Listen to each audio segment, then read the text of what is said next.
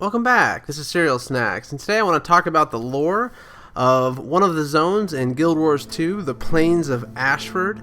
Now, this is the starting zone for the Char, and they actually start in the village of SMOKESTEAD, which is right on the border of the Black Citadel, which is the main city for the Char. And the Plains of Ashford have quite a storied history. They are actually the location of a human city named Ashford, which was a small village in the land of Ascalon before it was destroyed by the Syrian.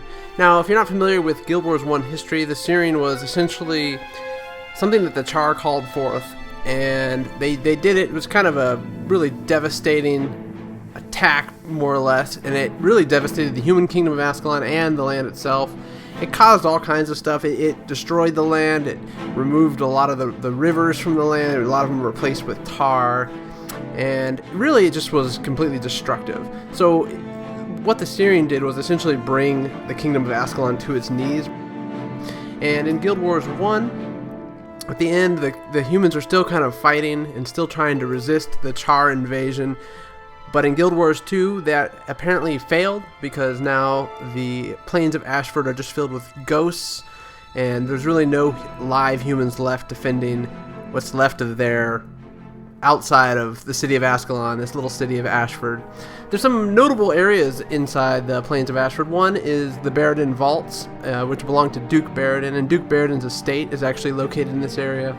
This is like the lakeside county area of Tyria, and the Duke had his estate here, and he was actually one of the proud defenders of Ascalon, who also believed that, they could fight them off. And actually, in Guild Wars 1 or 2, you actually start out fighting the Duke BARRADIN if you're a Char, and destroying his ghost permanently. So, another interesting part about this map is that there is a Abbey ruins, and they're actually the remains of Ashford Abbey, located in the plains. And these ruins, they used to have an entrance to the catacombs. However, you really can't get too far into the catacombs now. It's been mostly blocked off. So this abbey actually used to be a haven, more or less, for the humans that lived in the area. They dedicated it to Duena, the goddess of light and air. And actually what's strange about this history is that after the Syrian, they renamed it the Sardilac Sanitarium, although in this modern timeline of Guild Wars 2, they just call it the Abbey ruins. So it's pretty much all that is left of those ruins. So the Plains of Ashford, more or less, is the Char just trying to retake the land for themselves from the ghosts. And really it is the staging grounds for their assault on the city of Ascalon, which is really heavily infested with ghosts.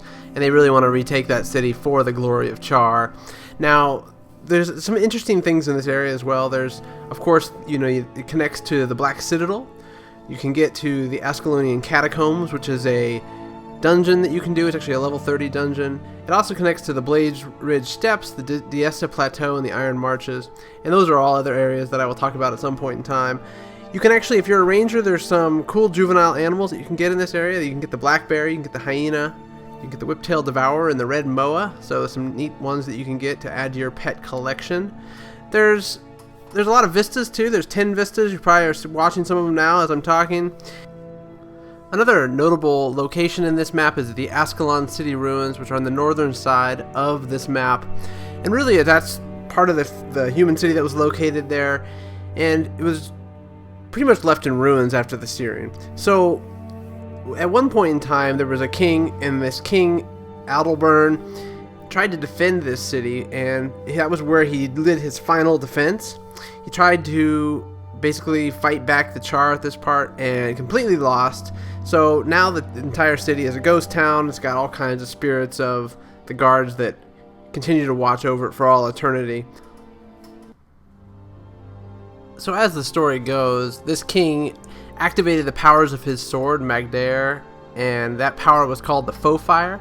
And basically these effects take this form as this pillar of light, which actually stretched from the surface of the city ruins all the way down into the catacombs, which is, of course, the dungeon in this zone.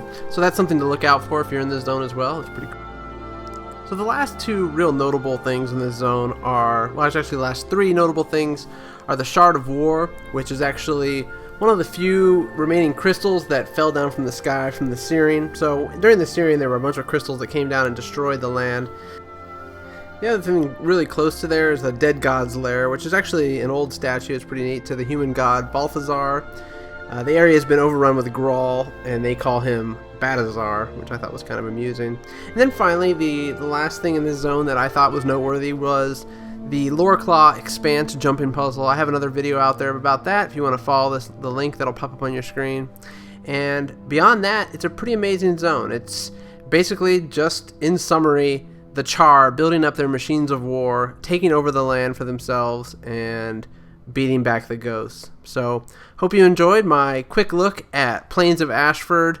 Just wanted to give you some lore, some history, and kind of a modern day what's going on in that zone as it stands in Guild Wars 2. So I hope you enjoyed. Please like if you did, and subscribe. Thanks for joining me.